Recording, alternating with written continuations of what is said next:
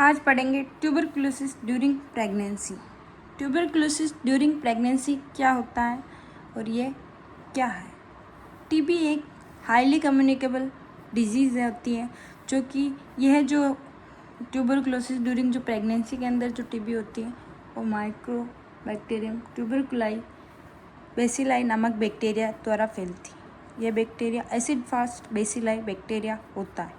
Pregnancy के दौरान tuberculosis का इन्फेक्शन लगभग 1 से 2% फीमेल में पाया जाता है।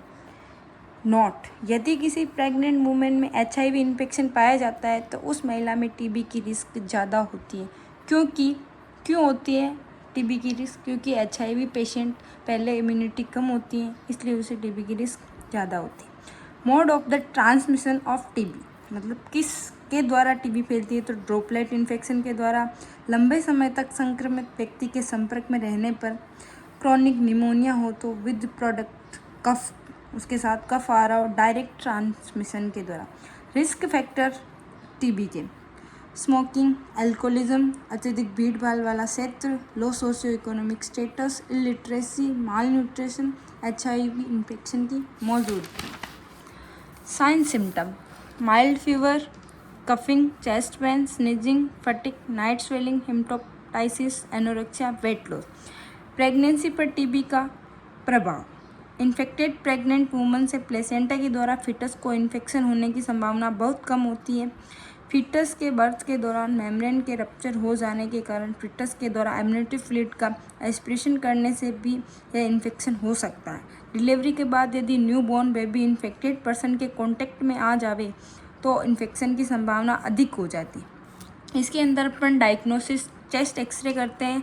टीबी के जो डायग्नोसिस है चेस्ट एक्सरे करते हैं वो प्रेगनेंसी 20 अवधि के बाद ही करना चाहिए।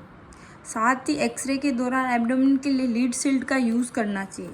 इसके अंदर अपन ट्यूबरकुलोसिस स्किन टेस्ट या मोंटेक्स टेस्ट के नाम से भी जाना जाता है, ये टेस्ट किया जाता है। ये 0.1 ml PPD के लेकर इन्फेक्टेड वुमन के फोर आर्म पर इंट्राडर्मल लगाते हैं।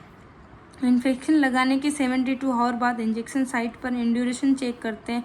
यदि इंड्यूरेशन 5 ml से कम होता है तो टेस्ट नेगेटिव माना जाता है, तथा इंड्यूरेशन 5 ml से 10 mm के बीच होता है तो टेस्ट को डाउटफुल माना जाता है। और साथ ही यदि इंड्यूरेशन 10 mm से ज़्यादा होता है तो टेस्ट को पॉजिटिव माना जाता है। यदि कोई महिला HIV कैंसर आदि से ग्रसित हो, ये नोट है, यदि कोई महिला HIV कैंसर आदि से ग्रसित अथवा कोई ऐसी मेडिसिन चल रही हो जिसकी वजह से महिला का इम्यूनिटी पावर वीक हो तो ऐसी कंडीशन में इंड्यूरेशन 5 mm से ज़्यादा को पॉजिटिव माना जाता है। ट्यूबरकुलोसिस जो टेस्ट है उसको डिस्कवर किया था वॉन प्रिक्यूट ने, और इसमें अपन स्पुटम टेस्ट भी करते हैं। और 1907 में वॉन प्रिक्यूट ने ट्यूबरकुलोसिस टेस्ट को डिस्कवर्ड किया था। इसका मैनेजमेंट करते हैं। इसके अंदर अपन 5 टैबलेट देते हैं, और जो एक टैबलेट होती है वो इसके अंदर कॉन्ट्राइंडिकेट होती है।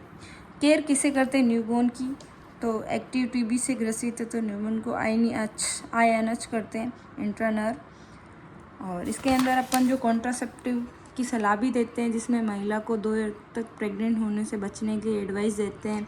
माला एंड मालाडी का यूज़ करने की सलाह देते हैं। तो आप लोगों को समझ में आया हो तो कमेंट बॉक्स में ज़रूर लिखें।